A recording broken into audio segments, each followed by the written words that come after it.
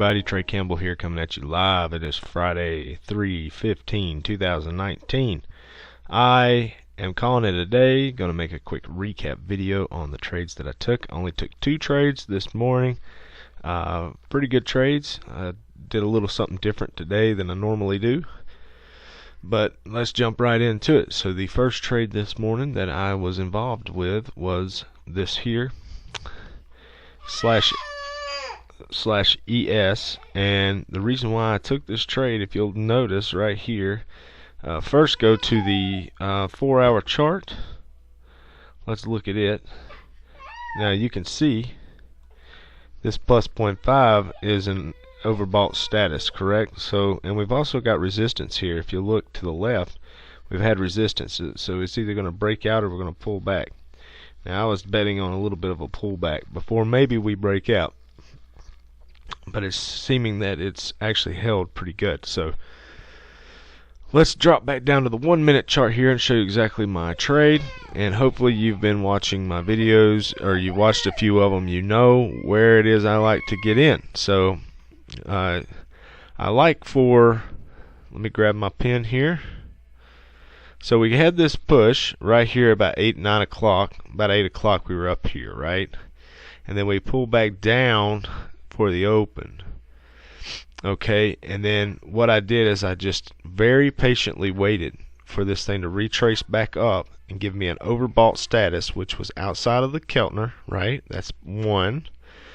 Coming into a really good edge, which was this plus 0.5, which is 2. Okay, a lower high, right here's our high, right here's our lower high, here's 3. You know, so I'm just stacking this, the reasons, the probable cause for the fact that I believe that this chart will, you know, go back down. And what I did was I had a limit order sitting here at the plus 5 deviation and excuse me, and basically it came right up in there. It hit. I was tagged in, and sorry about that. My daughter had a little bit of a cry fit there. She may start again here, so I may not have much time. I'm gonna keep this recap sweet and to the point here. So anyway, we sold off nicely there. You can see that lower high entry there was just picture perfect. And so yeah, I got involved with it right off the open. It was a great trade. Let's jump into the second trade here. The second trade was something that I normally don't do, but I wanted to try it.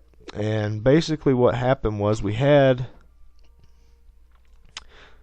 this push here on /NQ, right? So right off the open here, 9:30. This is 9:30. 9:45 into 10 o'clock, we had this strong push, which everybody knows that's trading, especially futures, that knows that when we have a strong push to the upside off the open, we know that at, you know, around 10 o'clock to 11 o'clock, the market makers have to do what they have to do to fill these orders when it's a strong bullish open or a negative open. So they have to do something to bring this market back down so they can get out of their positions that they use to fill the independent traders. So basically what happened was we had this strong push, and we didn't quite get into this plus 1 deviation. So I was thinking of this as, okay, well, this thing still has room to pull back and push back up into there. We're extremely overbought at this point. So, you know, looking at selling this thing is the most important thing. I was looking for, you know, for this thing to, what I really wanted to see this thing happen is it push up to this plus 1 deviation and then give me this, you know, obvious pattern that I trade every single day. Well, it didn't quite do that. Instead, what we got was we got the push. We didn't make it to the plus 1 deviation, and then we pulled back, and then we got into oversold territory here underneath this green Keltner. So what I did was instead I just placed the buy order right here, because I was banking and betting on the probability that this thing would come back and at least try to test this high, if not push through the high to get back up to that +1 deviation. So so I dip bought it basically, and the reason being, I had you know, a pretty good thought process on this. Although the edge really, I didn't really have a whole lot of stacked edges in this. It was just gut more than anything. But we had that push, you know, and it was such a bullish push. I couldn't really see the bulls just letting all this go. You know, I just couldn't see it. So when it pulled back, we got about that, you know, about that 61.8 or maybe even a 50% retracement back down. We were outside of this Keltner here, so I just jumped in 15 contracts and then rode this thing back up. Didn't quite try to test this high. I just rode it up pretty close and then jumped out right before this pullback. You know, it was a $280 trade or so. It was pretty good for a Friday. So all in all, it was a good day. Weekly total, you know, I'm up 22 and 40, so $2,240 for the week. Good week. You know, I think that's tremendous for me and my account size and what I am aiming for every week. So when I first got started trading this, $100 a day was my goal.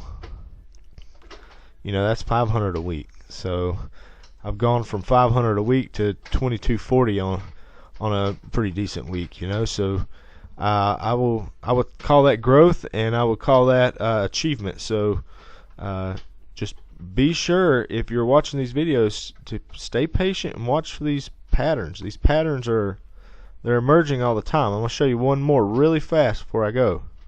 So this crude oil had a beautiful, and I actually had an order sitting here, but I canceled it because I moved on to the other ones.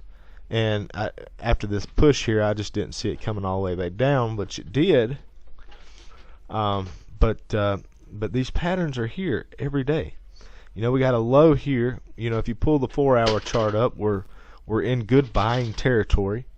You know, so we've got this low put in here, and we pushed all the way up to the -5 before coming outside. Look, we're outside this Keltner. We're oversold, and then we touched to a T that -1 deviation, leaving this low the low. You know, so if you are playing stop losses, you can always put your stop loss under that low, and if it comes down and tags you out, then you're out. You know, just wait on the next trade, because we, you know, generally like these picture perfect trades. You know, where they're, you know, and I'm showing you pattern after pattern where these emerge. So every once in a while, if you get one that still works but tags you out on this lower low here before snapping back, well, that's just part of it. You know, I usually give a pretty good stop loss though on if I'm going to play a stop, pretty good size underneath this low.